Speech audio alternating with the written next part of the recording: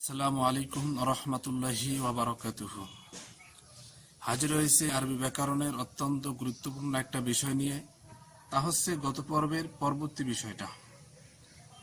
গত পর্বে আমরা আলোচনা করেছিলাম ইলমুস সরফের আলোচ্য বিষয় এবং তার আনুষঙ্গিক কিছু বিষয় সম্পর্কে। আজকে আমরা তার পরবর্তী বিষয়ে আলোচনা করতেছি, তা হচ্ছে কালিমা। কালিমা শব্দের অর্থ হচ্ছে শব্দ।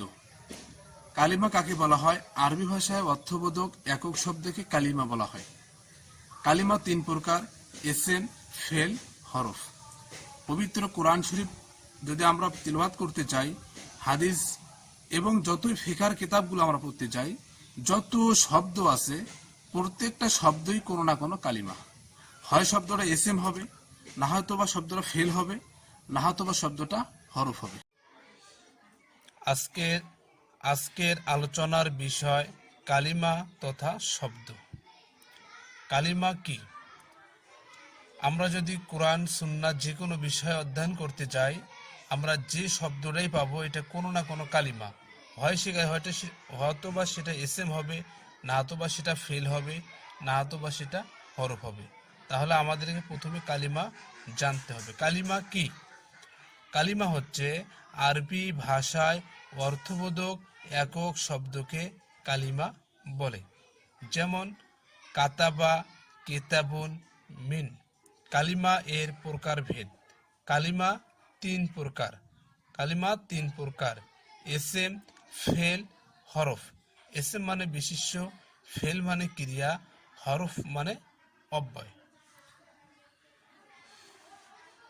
এসএম কাকে বলে? এসএম এর সংজ্ঞা: যে কালিমা নিজের অর্থ নিজেই প্রকাশ করতে পারে। তিন কাল: মাজি, হাল, মুস্তাকবিল। অতীত, বর্তমান, ভবিষ্যৎ। কোনো কালের সাথে সম্পর্ক থাকে না, তাকে এসএম বলে। যেমন জাইদুন, কলামুন, ফারাসুন। এসএম মানে বিশেষ্য, এসএম মানে নাম। এটা যে কোনো নাম হতে পারে, যে কোনো নামেই এসএম।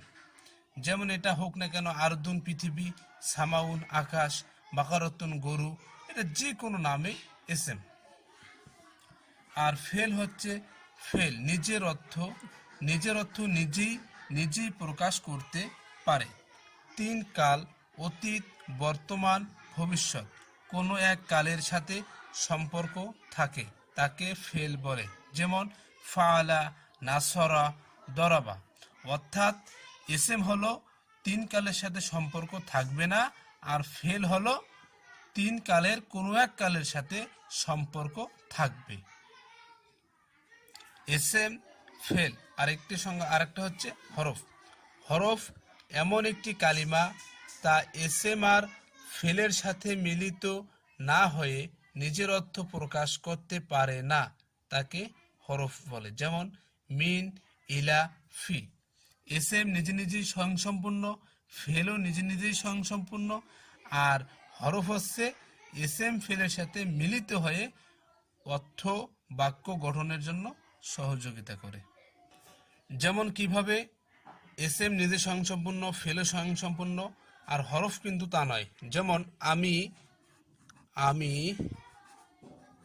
মাদ্রাসা যাই।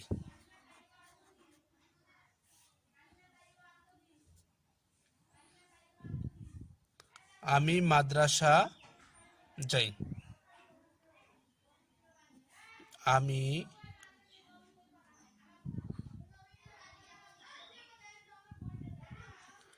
মাদ্রাসা যাই। এখন আমি যাই, আজহাবু। আমি যাই ইলাল মাদ্রাসাতে।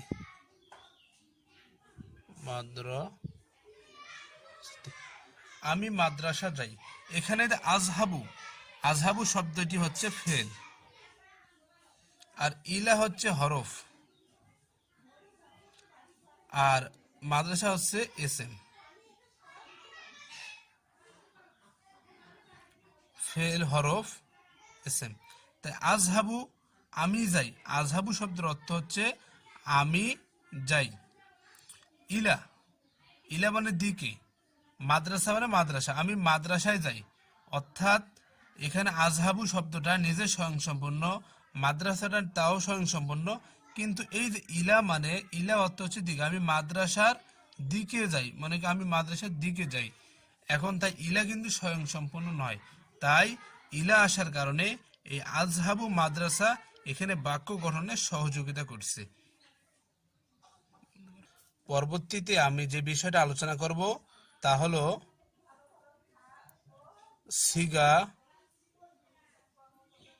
চেনার উপায়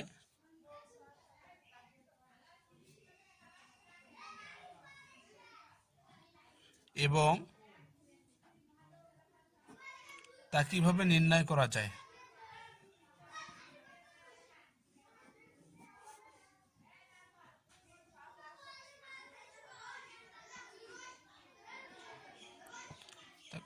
আজকে এ পর্যন্তই। ওয়াখির দেওয়ান আলহামদুলিল্লাহ।